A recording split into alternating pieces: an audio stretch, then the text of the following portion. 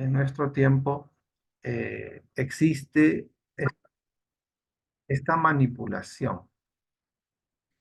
En nuestro tiempo existe esta manipulación, ¿no? Eh, de que el líder censura y también le da luz verde para algún comportamiento. Prácticamente lo limita la expresión y limita también eh, hasta, a veces pasa que limita también o condiciona la elección, ¿no? de sus representantes, ¿no? Cuando hablan de política. Esto se observa, ¿no? Se observa en los lugares más alejados incluso, ¿no? Donde hay eh, más desconocimiento, ¿no? Entonces los líderes tienden a, tienden a desinformar a su feligresía, ¿no? Desinforman, ¿no? Se dejan llevar fácilmente por creencias, por chismes, ¿no? Por diatribas. Entonces, no, este personaje es así, no voten por él, ¿no? O tal persona, o así, ¿no? Existe eso, ¿no? Entonces, eso podemos observar en cuanto al robo de la libertad, de ciertas libertades de expresión en los creyentes. Como segundo punto, tenemos una teología que ya de buen tiempo hasta nuestros días se ha presentado, que es la teología de la prosperidad, que plantea la idea de que la fe y la oración pueden conducir a la riqueza material y que ha sido criticada por su enfoque distorsionado del mensaje cristiano, ¿no? Eh, pero esa fe y esa oración eh, se va más que todo orientada hacia la persona y no tanto orientada hacia el líder, ¿no? Si el líder cree en lo que dice, entonces no tendría él ninguna necesidad de exigir beneficios económicos de los creyentes. Si él creyera en lo que predica, entonces no tendría que estar pidiendo dinero, propiedades, donaciones, ni exigiendo a la feligresía, ¿no? Pero es obvio que esto es una manipulación. Es una manipulación de la fe, de la sensibilidad, manipulación de las creencias, aprovechamiento del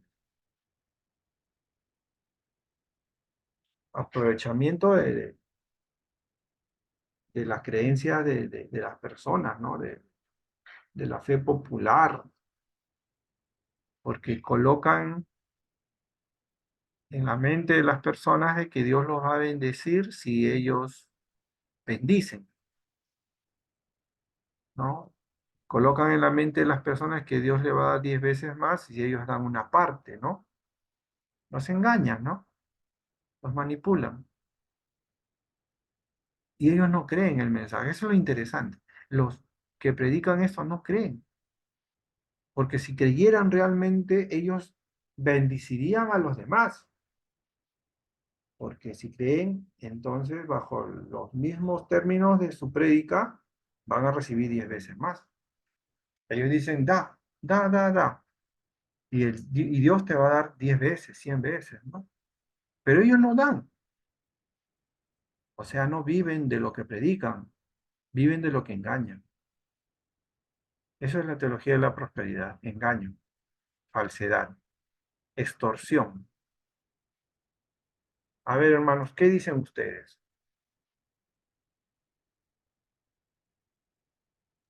Yo creo que sí, pastor, porque ahora mayormente pues salen del enfoque de Dios, ¿no? Entonces, mayormente se predica eso, ¿no? Entonces la prosperidad, con lo que usted decía, ¿no? Si tú das, vas a recibir. Y sí, es cierto, pastor, porque lo que debe ser la base principal debe ser cristocéntrico, ¿no?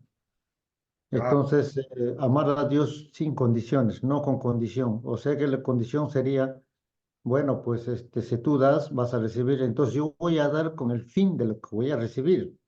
No estoy dando por amor, ¿no? Entonces eso sería voluntario. Lo que usted dice, ellos predican. Entonces, si ellos predican de verdad, están seguros que Dios va a bendecir, entonces no habría problema, ¿no? Entonces esperemos que la gente dé por su propia cuenta, su propia voluntad, más no por exigencia. claro, claro. Pero ellos no, ellos quieren, exigen al pobre, ¿no? Manipulan, engañan. Y eso lo vemos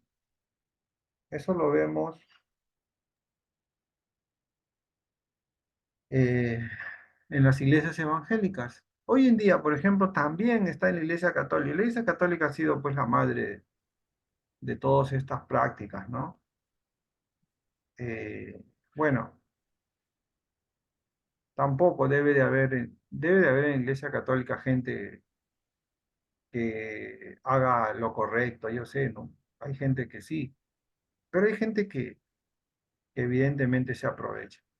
Hace poco vi en un comercial, ¿no? De la cruz del Papa. Hay una cruz que se está vendiendo, y una cruz algo así como santificada por el Papa, ¿no? Y si tú tienes esa cruz, vas a estar protegido, así dice el comercial, ¿no? Es una cruz bendecida por el Papa, ¿no? Por Bergoglio. Entonces, eh, combinan, ¿no? Invitan al gran público de creyentes para que consigan esa cruz, ¿no? Y dígame, ¿no es beneficiarse eso de la fe de la gente, de la fe católica? ¿No es, no es sacarle provecho, ¿no? Aprovecharse, aprovecharse de sus creencias para conseguir ingresos? De hecho que sí lo es, de hecho que sí lo es. Entonces, existe eso, ¿no? Hace poco, no hace mucho, había una denominación, ¿no? Pare de sufrir. Te vendía de todo, el agua bendita, el pañuelo bendito, El manto sagrado. el manto sagrado, ¿no? Era una burla, ¿no? Te vendían, ¿no? Para que tú te sientas protegido, para que te sientas bien, para que nada te pase, ¿no? Ya se parecía pues lo que te venden esos chamanes, esos leedores de la mano, esos vendecartas, ¿no? Que te voy a hacer una cura, una limpia, págame tanto, ¿no? Y entonces vas a estar, nada te va a pasar. Es lo mismo, ¿no? Es lo mismo, ¿no? Es la misma cosa, ¿no? Ahora, la teología de la prosperidad te vende la idea de que vas a ser rico, ¿no? Te aleja de la pobreza con su mensaje, pero al final lo que te hace es dejarte más pobre de lo que estabas. Quien se hace rico es el pastor, es su gente ahí. Ellos se hacen ricos. Ellos sí consiguen todo lo que tienen en base al trabajo de los demás, ¿no? Les meten en la cabeza, danos tu dinero y el Señor te va a bendecir. Y mucha gente cae en eso, engañada. Pastor, Dígame, hermano. yo creo que lo que has dicho, por ejemplo, esa congregación de Para de Sufrir, la cruz bendecido por el Papa, más el otro, de la prosperidad. Yo creo que sí funciona, pastor, pero vamos a ver detrás de esas cosas quién está, ¿no? Por ejemplo, si, y eso para mí sería una desviación, lo que realmente el acercamiento de Dios, en lugar de acercarte, alejas, pero, y ahí funciona su fe, ¿no? Si usted cree en esa cruz bendita, no sé, bendecido por el Papa, y yo sé que sí va a ser realidad la cruz, ¿no? Ahora, si el Papa pues tiene, o la Iglesia Católica tiene pues el dinero del mundo, ¿no? Ese tiene aburrido y no sé para qué más quieren, ¿no? Más bien deberían regalarse si quisieran. Ahora, el manto sagrado, el agua bendita, el agua del río Nilo, no sé de qué tantos que hay, eso funciona para la gente que ellos creen, pero se están saliendo en realidad, ¿no? De la palabra de Dios. Si yo creo en ese objeto, y yo sé que sí se va a hacer realidad en lo que ellos creen, su fe, pero detrás de ese objeto, ¿quién está, no? Entonces vamos a decirlo directamente, pues no es Dios, sino es Satanás, ¿no? Y se aprovecha de estas cosas. Claro, claro, es manipulación, pues, ¿no? Es una, es usar la sensibilidad de las personas en su contra, ¿no? Es sacarle el mayor provecho a gente pobre, ¿ah? Porque la gente que cree en eso son gente sencilla, humilde, y ellos van en búsqueda de una orientación y terminan perdidos, ¿no? Terminan en peor situación, ¿no? Van en búsqueda de dinero y terminan sin eso. Entonces, en realidad ellos son fascistas de la fe, manipulan a sus masas para buscar sus propios intereses, los engañan utilizando la Biblia, los engañan utilizando el nombre de Dios. Y eso es lo peor. Así distorsionan y para la próxima vez esos mismos creyentes reniegan de la fe. Esos mismos creyentes abandonan y se vuelven, pues, detractores, detractores, ¿no? Desgraciadamente, eso nace y está presente dentro del movimiento protestante evangélico, ¿no? Otra cosa más que nosotros observamos, ¿no? La exaltación del mensajero sobre el mensaje. En algunas iglesias, la figura del pastor o líder religioso se convierte en un objeto de culto, de admiración excesiva. Se le otorga una autoridad indiscutible y sus palabras se consideran infalibles. Esta idolatría hacia el líder desvía la atención del mensaje central del cristianismo, el amor de Dios y la redención a través de Jesucristo. Se crea una dinámica de dependencia y sumisión que limita el crecimiento espiritual de los creyentes y los hace vulnerables a la manipulación. Este, Esto siempre ha estado presente, ¿no? Esa es la debilidad del creyente, ¿no? De identificarse, la debilidad del creyente de,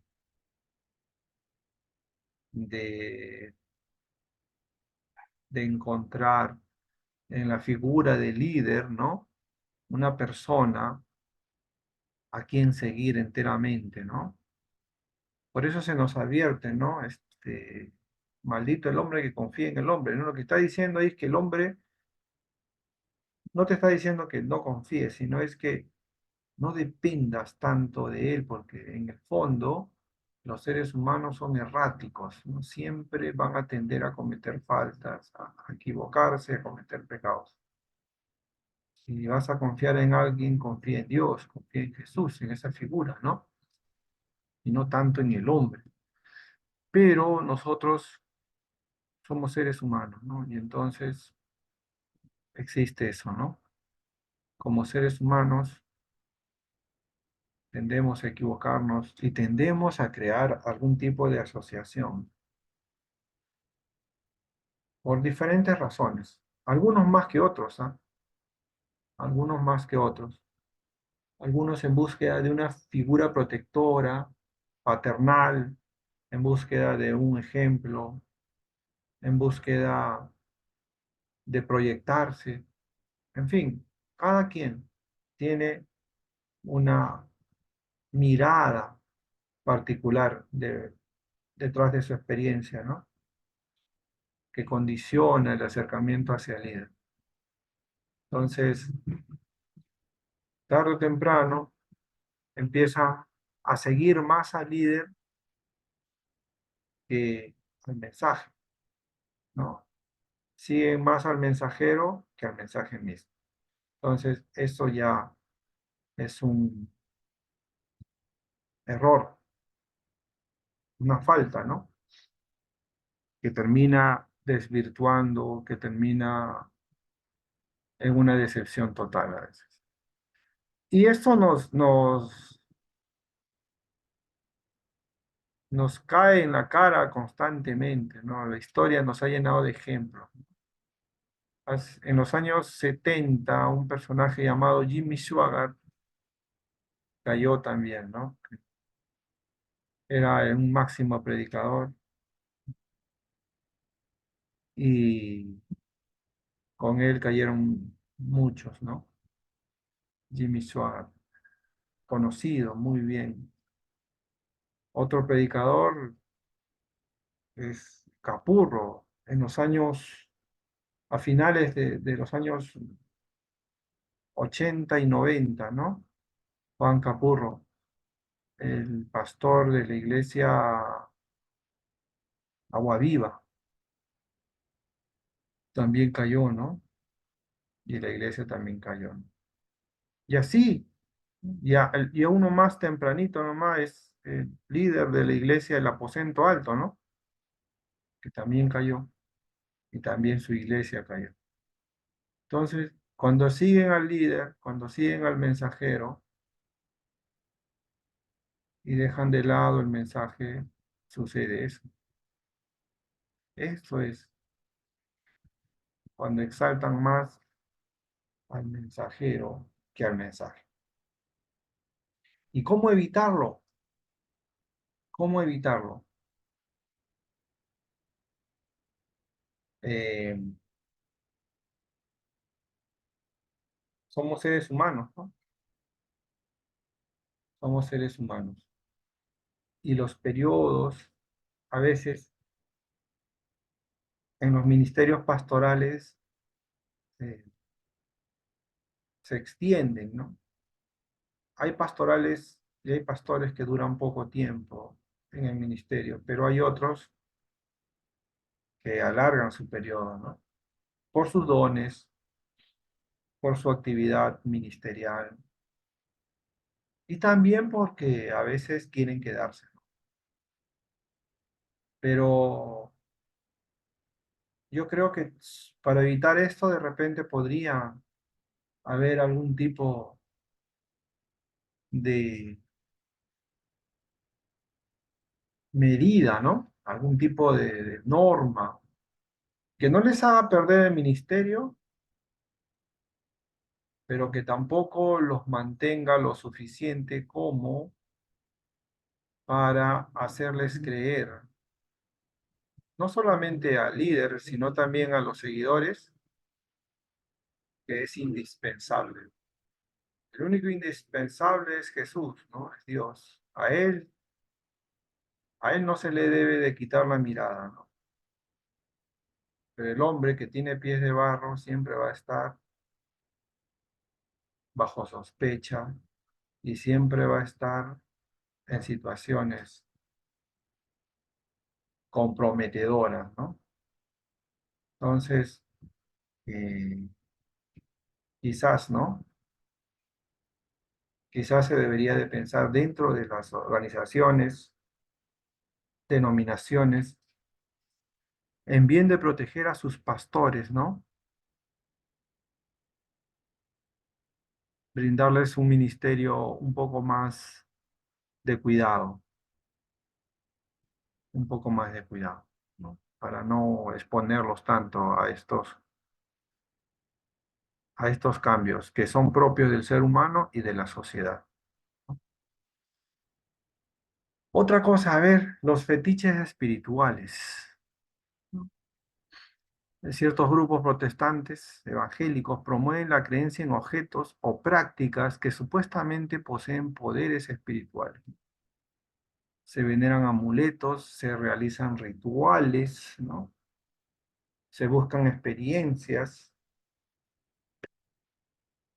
eh, sobrenaturales, ¿no? Como señales de la aprobación divina. También se buscan prácticas supersticiosas, ¿no? Que se alejan de la fe racional y bíblica, ¿no? Que enfatiza la relación personal con Dios a través de la oración, la lectura de la Biblia y la obediencia a sus mandamientos. ¿Qué dicen sobre esto, hermano? A ver, fetiches espirituales, ¿no? Buscar algún tipo de objeto que simbolice una especie de escudo protector. Yo les cuento uno, ¿no? Miren, por ejemplo, en los negocios, en los negocios hoy en día, este, me ha tocado a veces conocer empresarios, comerciantes evangélicos, y entonces ellos en sus negocios dejan su Biblia abierta, y para ellos la Biblia abierta es como una especie de mensajero, de ángel ahí, cuidador del negocio, ¿no? Dejan ahí su Biblia, entonces también así, según ellos, ¿no? La Biblia los cuida el negocio de ellos. ¿Qué les parece esto? A ver, yo he visto otras cosas más, ¿no? He visto varias cosas más dentro del ámbito evangélico. ¿Qué otros fetiches hemos empezado a creer, hemos empezado a crear en el espacio evangélico donde nosotros nos vinculamos? A ver, quiero escuchar los comentarios, hermanos. A ver, díganme. Pastor, buenas noches. Dígame, hermano, ¿cómo está? Buenas noches. No solo en los negocios, también en las iglesias, más que nada católicas, yo he visto católicos en la iglesia Dios es Amor, tengo amistades que están ahí, que siempre han venido con la agüita del río Jordán, con un pedazo de la cruz que representa la cruz de Cristo, pañuelo que está bendecido.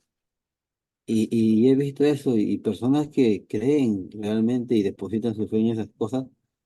Más que nada se he visto en la iglesia Dios es amor, he visto eso, ¿no? Eh, Eso es lo que yo he visto.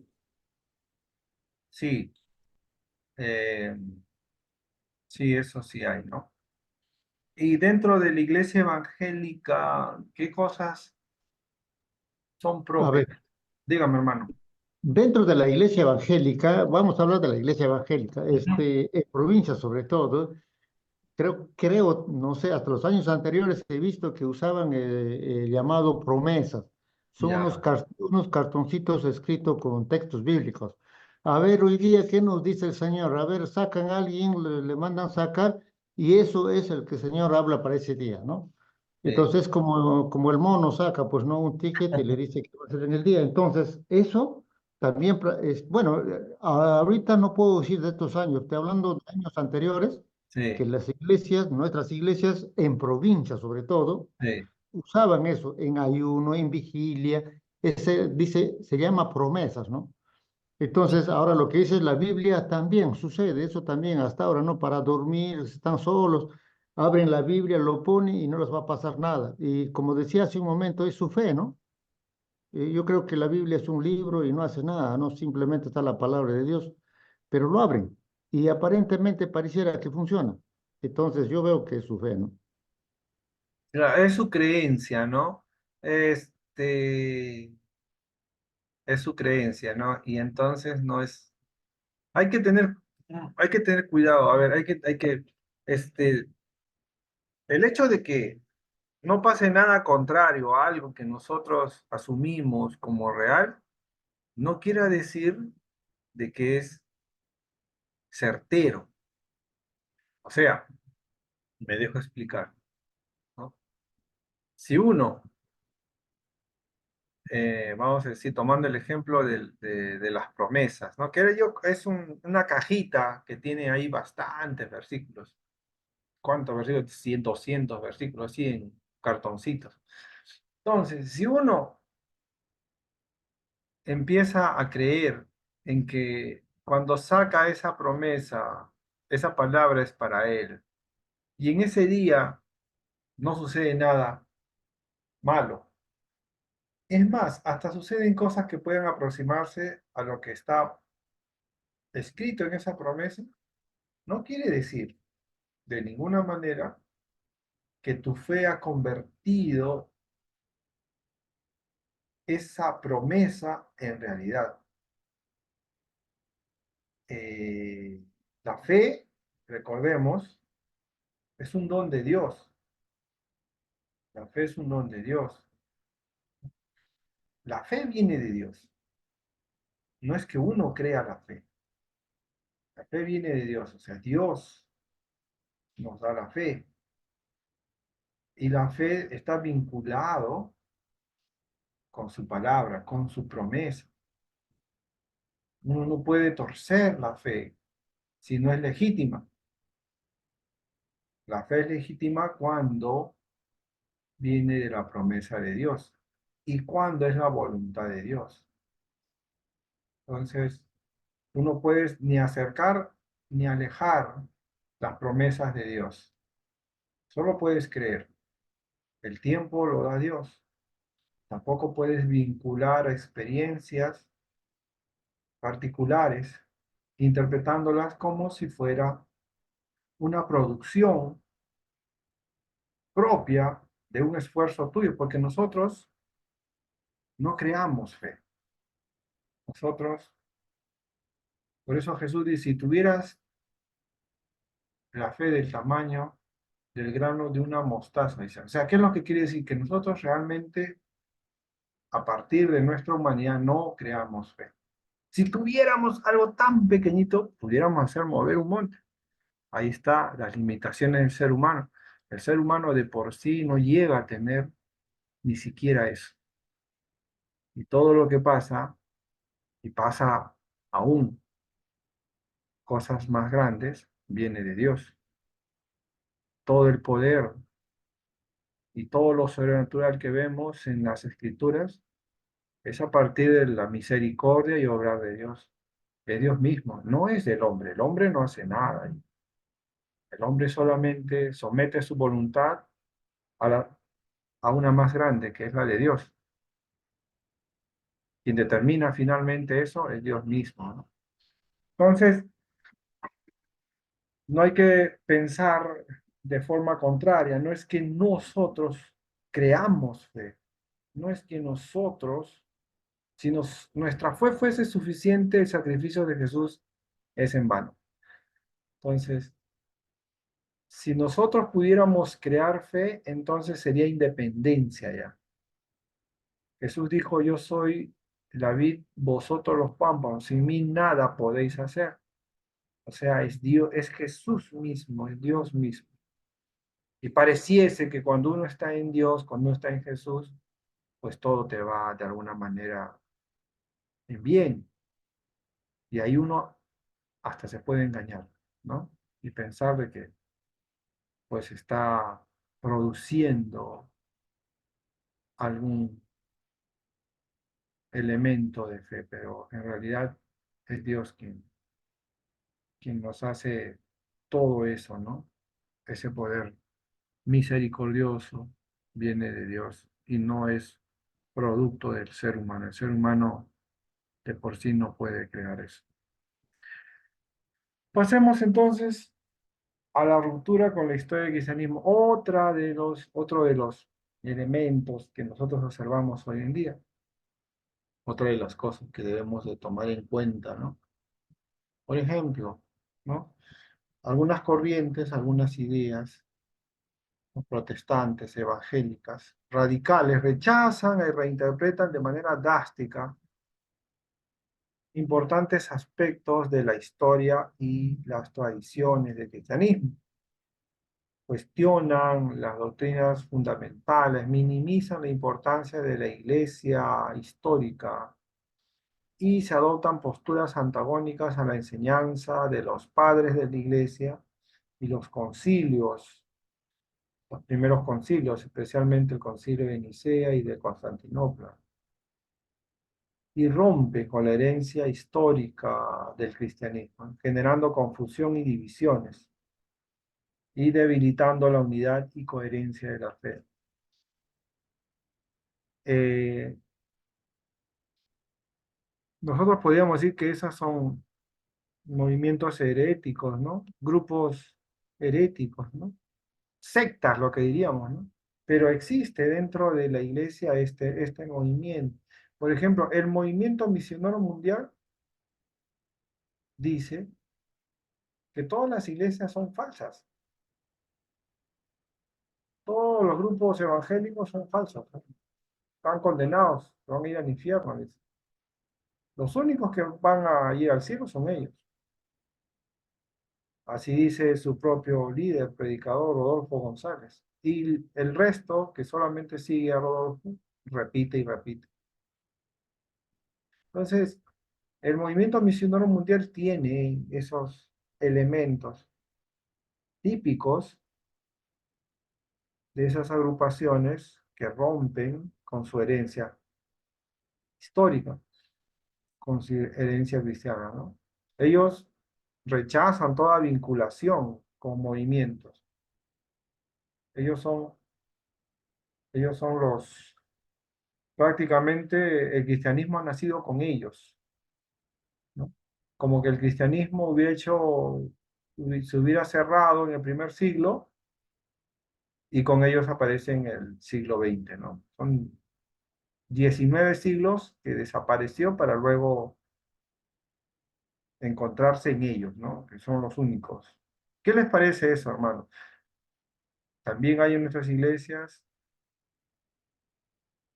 ¿Qué opinión les merece sobre la ruptura con la historia del cristianismo?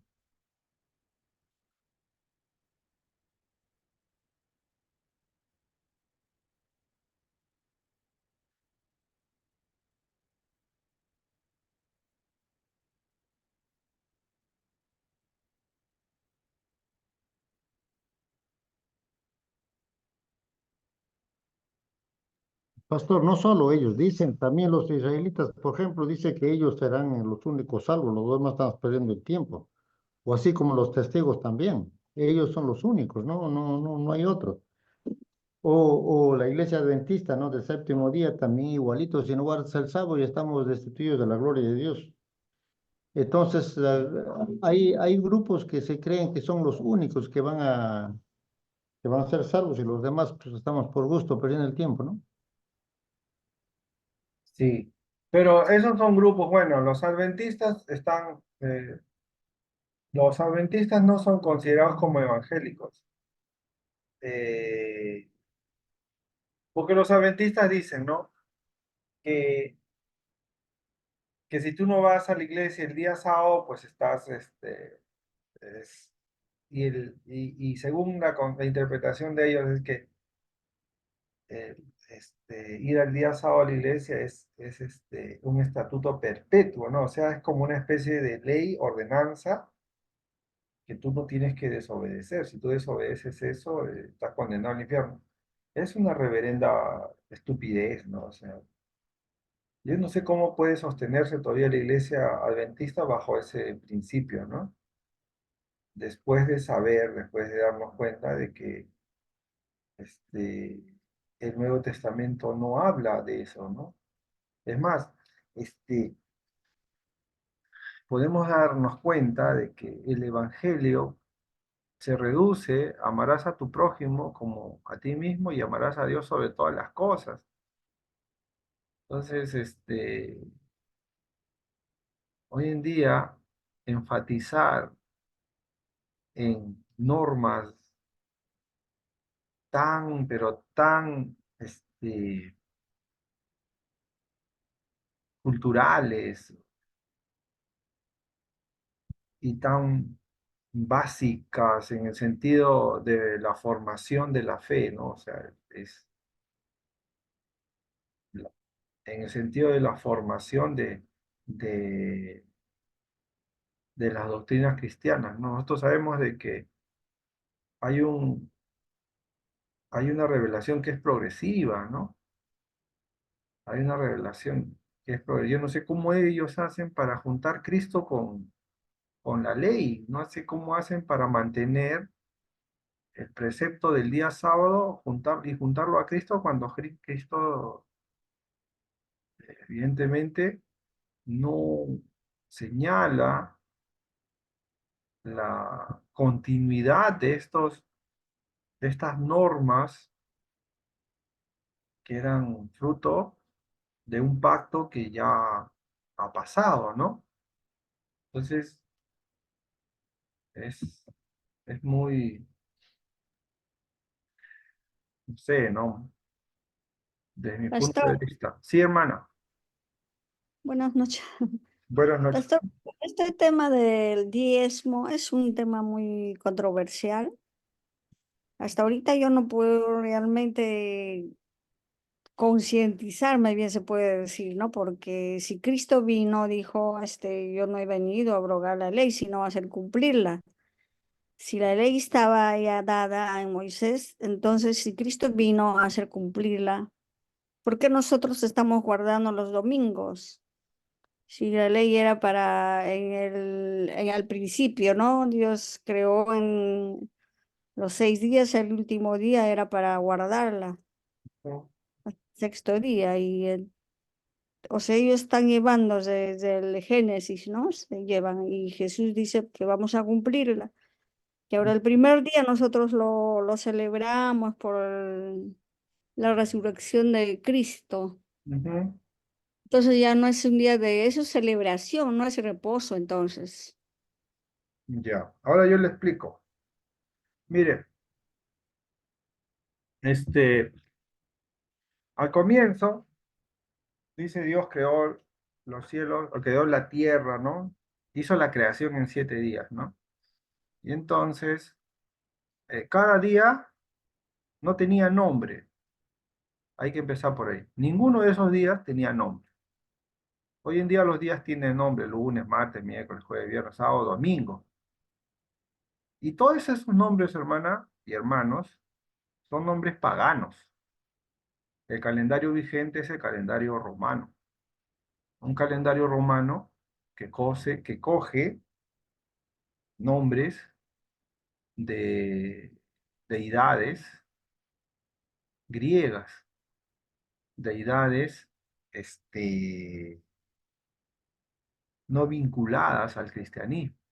Cuando uno habla, si uno, si uno dice voy a guardar el lunes o voy a guardar el sábado, ¿ya?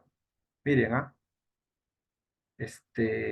está haciendo uso de ese calendario. Si tú guardas el día sábado, como lo dicen los adventistas, también guardas el lunes, pues. No puedes disgregarte de ello. Y si tú guardas ese sábado por el nombre, también por el nombre vas a guardar el resto, porque esos te empujan a guardar el resto. Y así está presentado. O sea, tú estás respetando el orden de ese calendario. Entonces, guardas el día lunes, que es día de luna, de la luna. Guardas el día martes, que es día de Marte. El miércoles, que es día de Mercurio. Jueves, de Júpiter. Viernes, de Venus. Sábado, vendría a ser Saturno, o sábado, día judío, ¿no? Y domingo, que ahí meten el tema del primer día, ¿no? Dominic es Dios, día de Dios, ¿no? Entonces, no es así, no es así. Si nos remontamos al principio, no hay nombres en los días, no hay nombres en los días. Entonces, tenemos que remontarnos a ese principio donde dice, 6 días trabajarás y el séptimo se los vas a dar a Dios. Eso dice. Entonces, trabajas tus 6 días y el séptimo se lo das a Dios. ¿De qué día a qué día trabajas? Es el día que te señala a ti. El día de descanso, donde tú reposas, es ese día que le das a Dios, es el día que vale, ¿no? No es que el calendario tenga vigencia en función de sus nombres, es en función de tu labor, en función de tu labor, ¿no? ¿Por qué? Porque el calendario no fue hecho para Dios, fue hecho para nosotros, para acercarnos y obedecer a Dios.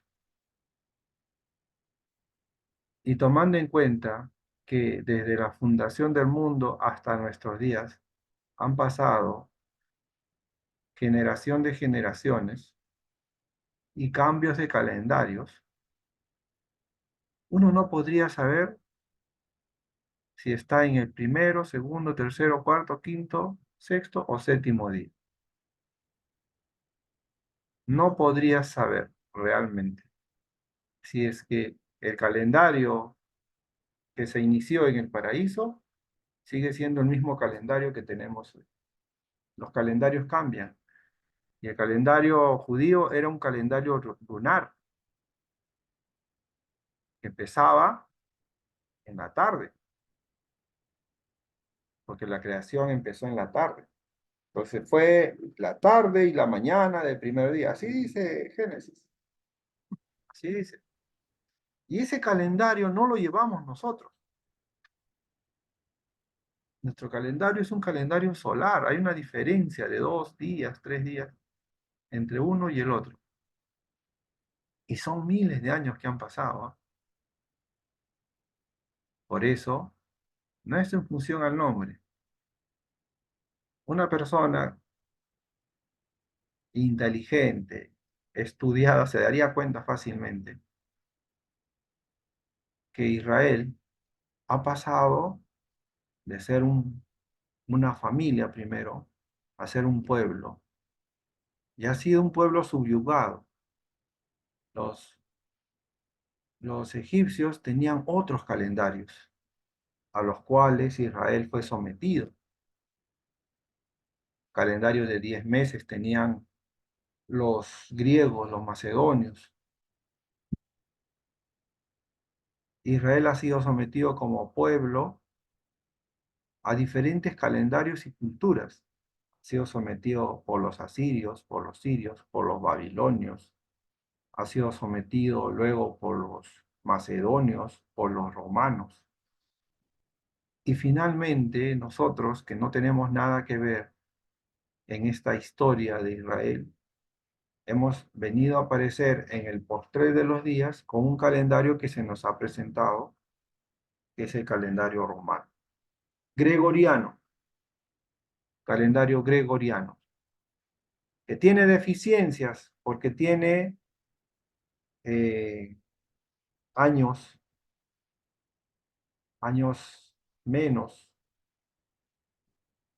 Entonces, nuestro calendario, que dice que en el año 30, el calendario, según el calendario gregoriano, en el año 30, año 33 fue crucificado Jesús, finalmente no fue crucificado en el 33 según el calendario gregoriano, sino en el año 30. Esa deficiencia de los calendarios. ¿Sí?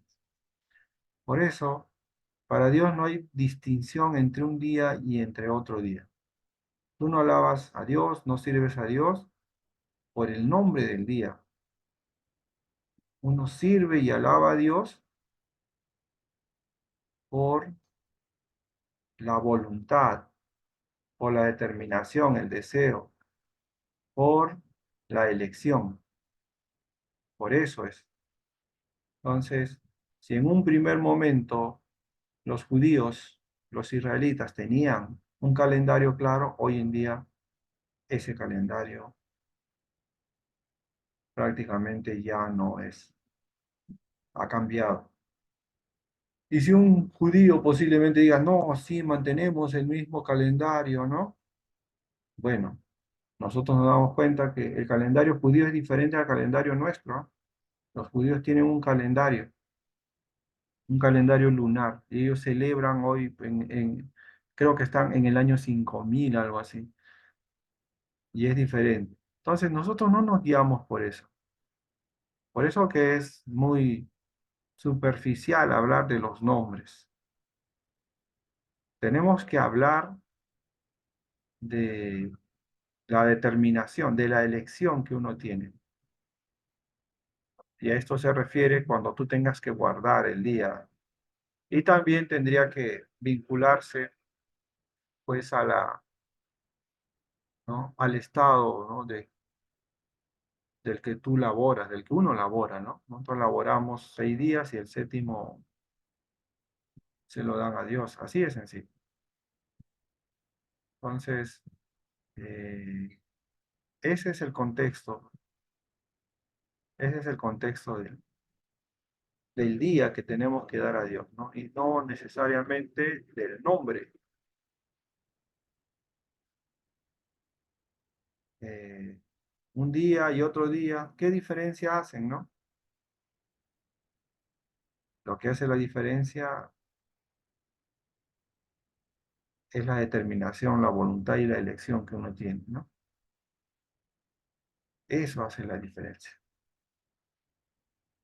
Bueno, entonces, dicho esto, eh, han aparecido, existen y seguirán apareciendo diversos movimientos, ¿no?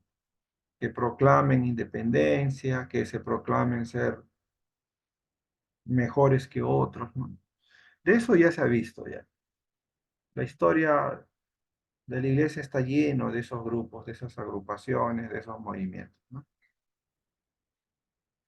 Si uno hace una lectura de esos movimientos o hace una lectura de esos eh, procesos históricos, se va a dar cuenta. En el primer siglo ya existían, aparecieron grupos que eran totalmente radicales, ¿no? Los judaizantes, por ejemplo, ¿no?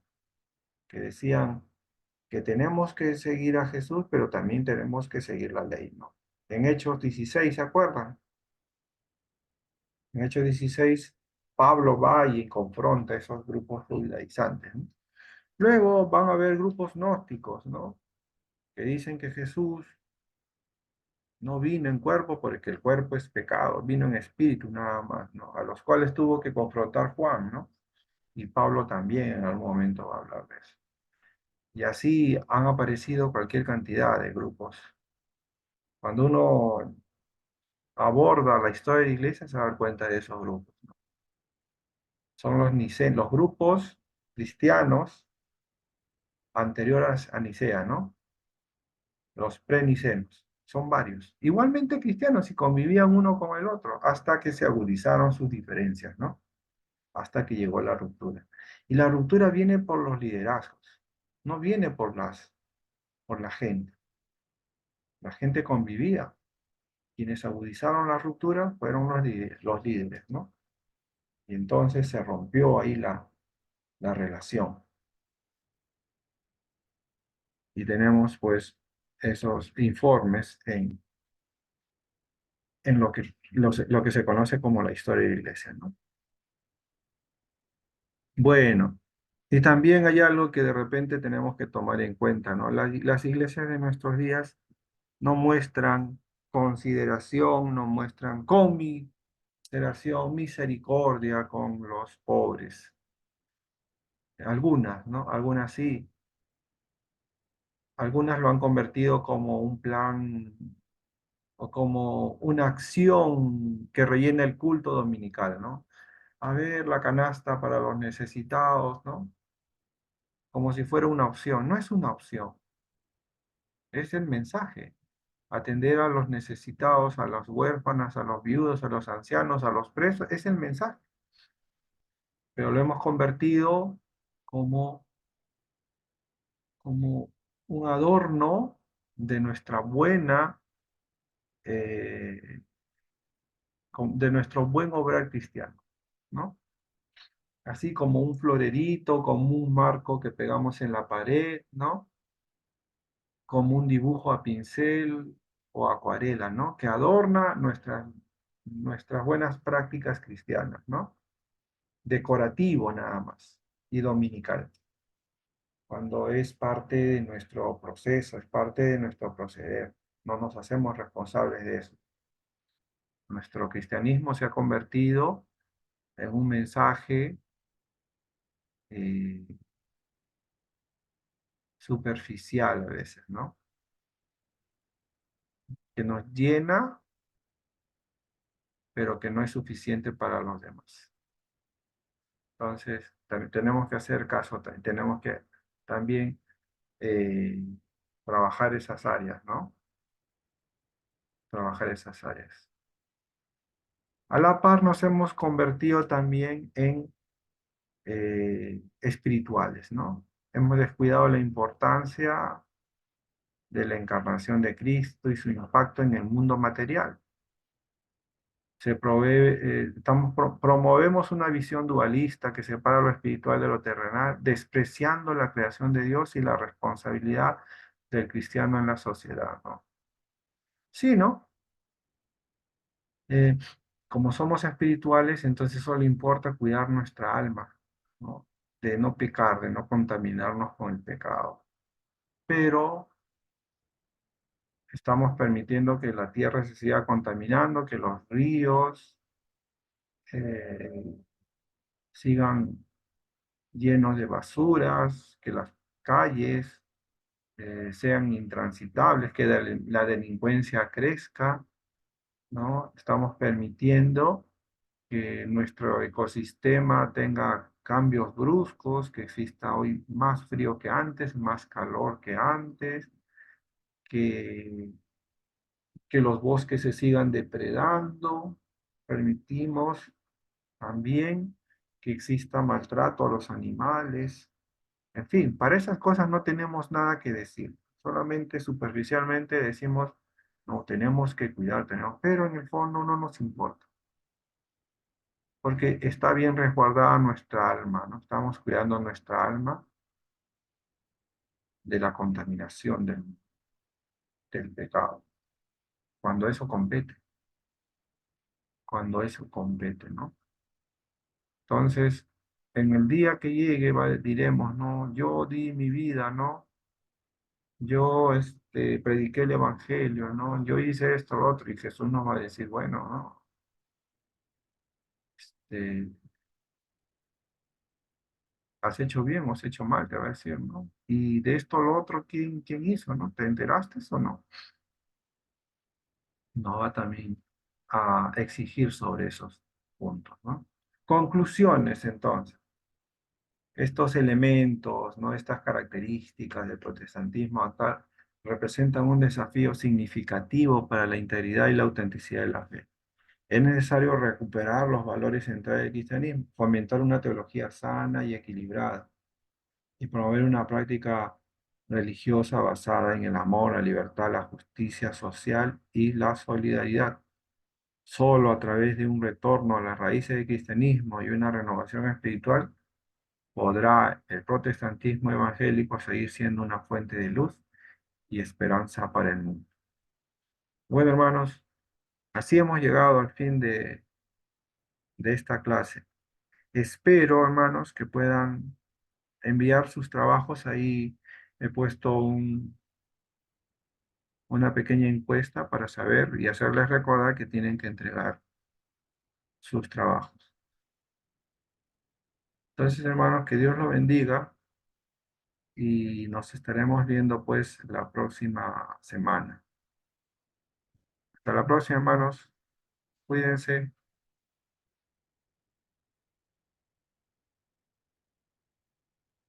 Gracias, pastor, por la clase. Bendiciones. Bendiciones, hermanos. Dios te bendiga, pastor, y a todos Igualmente, los hermanos. igualmente, hermanos, igualmente. Aunque bien levantó mi mano, pero Ah, no, ya, no me... pero dígalo, hermano, dígalo, a ver antes que termine. Tiene un minuto por ahí.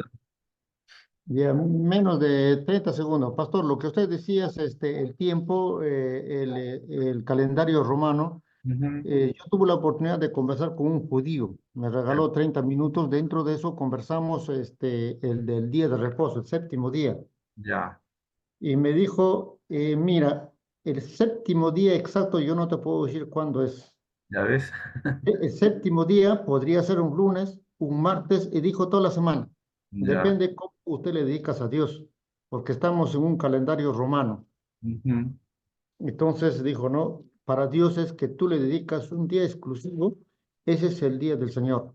Así Depende es. de la disposición que tú hayas dado. No hay un día exclusivo que elegir, ¿no? ¿Y qué me dice del Shabbat? Le dije, no, me dice, tú tienes que elegir tu disposición de tu corazón para Dios. Ese Si es el tú has saber. elegido un miércoles para Dios, eso tiene que ser.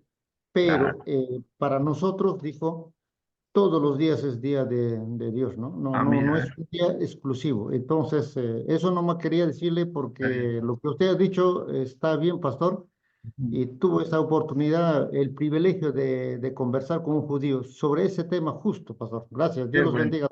Igualmente, hermano, así es como usted lo ha dicho, es eso. El día que tú eliges, hermano, ese es el Shabbat, ese es el día del Señor. Que Dios los bendiga, hermanos. Nos estamos viendo hasta la próxima. Cuídense, hermanos. Bendiciones, pastor. Bendiciones.